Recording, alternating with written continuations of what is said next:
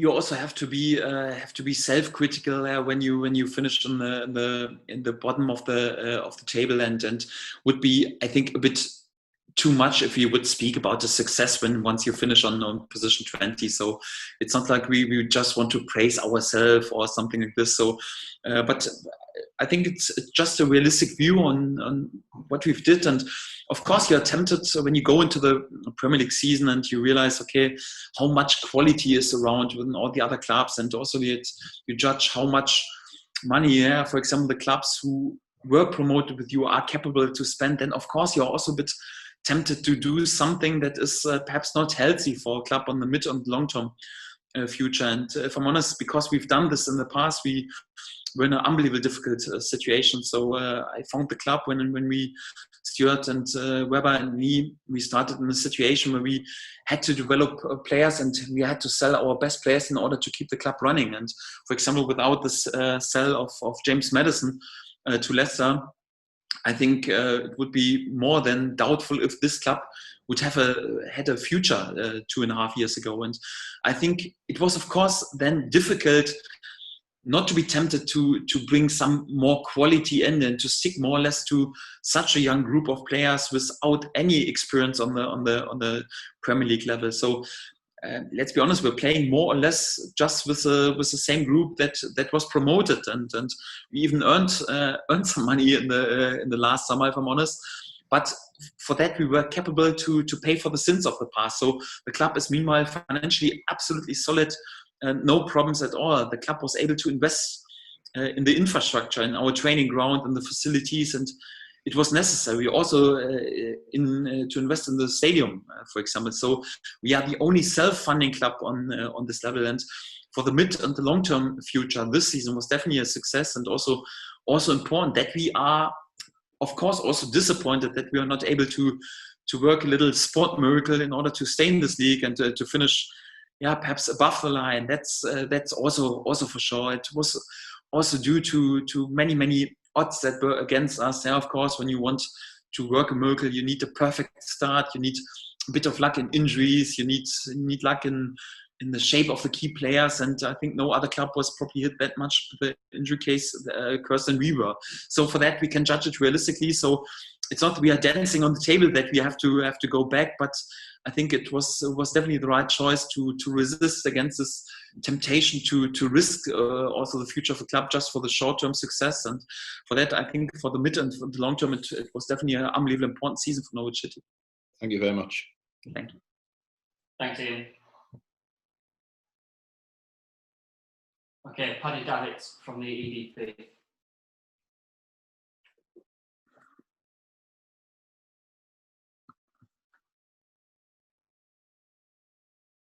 Hello, Daniel. Paddy, hi. Just picking up, we saw some pictures yesterday, the club put out of the three lads you brought in, Melvin, Sam McCallum and Dan El-Sanani.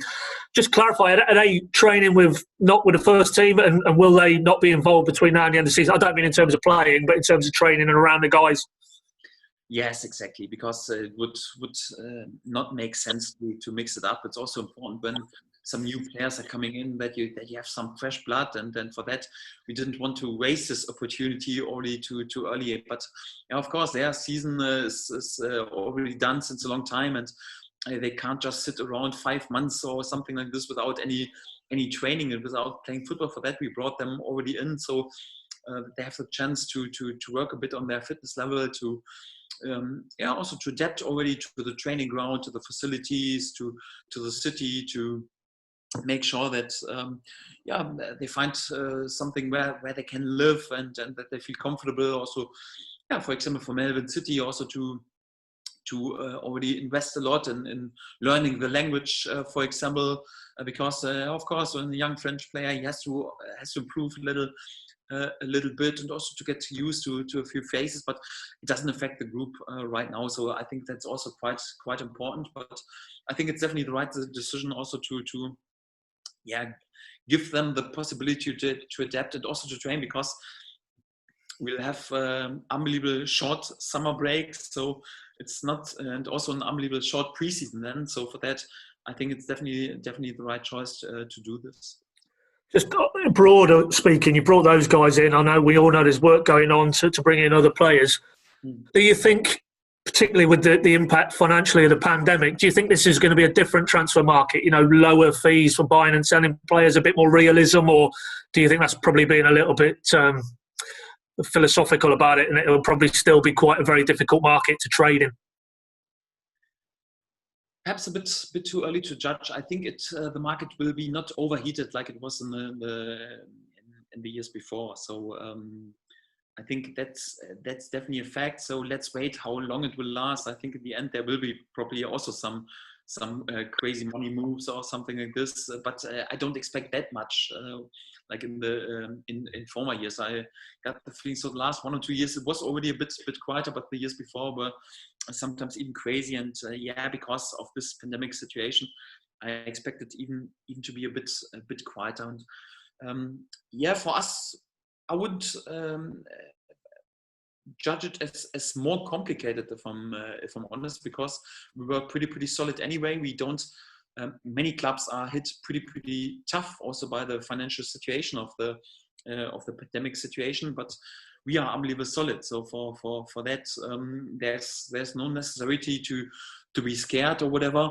And I think for us it's quite important. So our situation is totally different to the situation we found 3 years before, or even 2 years before. So we don't have to sell our best players, and this leaves us also in the situation.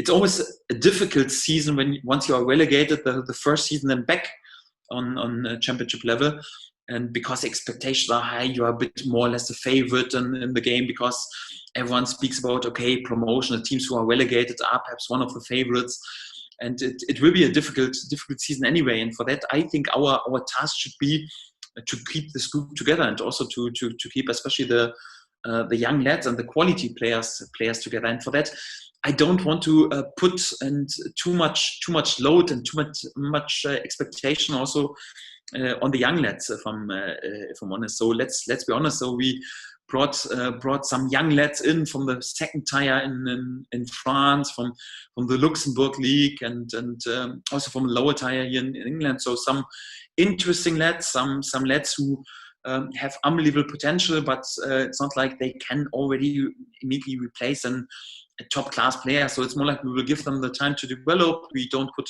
too much pressure on them, but it's also important not to expect too much or expect miracles from the signings we have right now. So our focus right now, because we are under no financial pressure to also to keep our quality players, to keep the strength in our group, because we want to have a good setup also for the next season. And then some young talents and can also surprise, can also use their chance, because we will give them the chances.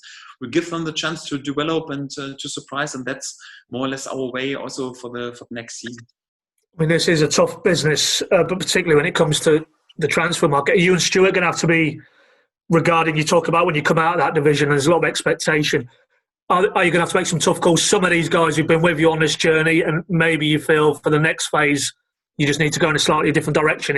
Are those the calls you and Stuart have made, and how difficult will that be? Because obviously, to a degree, you need to be loyal, but ultimately you also need to be thinking progressively about what comes next. Yes, that's right, and I think you also need a bit natural fluctuation in the squad, without any doubt. That's quite normal. So it's always the same. So you need to be there with a few decisions also to bring some fresh blood in. But it's also one key topic is also like to keep the quality players and the players you can count on, and players with top personality for the club. So that will be also the task, and for that we are in a top position. Yeah, because we are still having unbelievable amount of young players who will improve, who will develop, who also can use this season right now in order to develop their personality, but also their quality as football players. And for that, if you ask me, I don't expect too much business. It's not like 20 players will go and we will have to bring 20 new players in if we want to bounce back already in the next season and to finish then also the next season in a good position. It's important that we keep our best players in order to be competitive, and that's a task then for the next season. Final one if I can. without going too deeply into it, but the last few days there's been a lot of coming out regarding a certain player from his club. Is that disappointing that those negotiations have been put out in the public domain? Does that frustrate you a little bit? No, not at all, because I know how this business works, and first of all, we are fully concentrated on finish as strong as possible, especially of course in the background. Yeah, especially Stuart Weber's job is of course anyhow also to plan even more already than the next season. But my job is right now to fully focus also on finish as strong as possible. And our philosophy is always like not commenting any names or any potential business before it's done. For that, we'll never comment on any rumors or any players or whatever. So for that, that's quite normal. And yeah, if someone does this, and it's quite often a sign that okay, how serious is, or is there really truth in it? And I would always ask if someone is speaking that proactive in public about okay, are there some other reasons behind this topics? And yeah, also someone told me about some figures or whatever. So if these figures that are in public anyhow, that would mean we would spend the, I don't know, 10 or 15 amount of money that we have spent in the Premier League. So I wouldn't take too much attention on it, if I'm honest. But that there are also people in this business who speak and talk and yeah, also talk to the press or whatever. So that's quite normal. And yeah, we were already involved in many players we are interested in, or many of our players were already there was linked with a transfer move or whatever, but they are still there. So if something is really that unbelievable proactive in the press, I would always be unbelievably doubtful if there's really truth in it, or what the truth behind it is. So just my recommendation without judging anything or commenting any names. Good man. All right, Daniel. Good luck tomorrow. Thank you. Cheers. Thank you. Thanks, Paddy.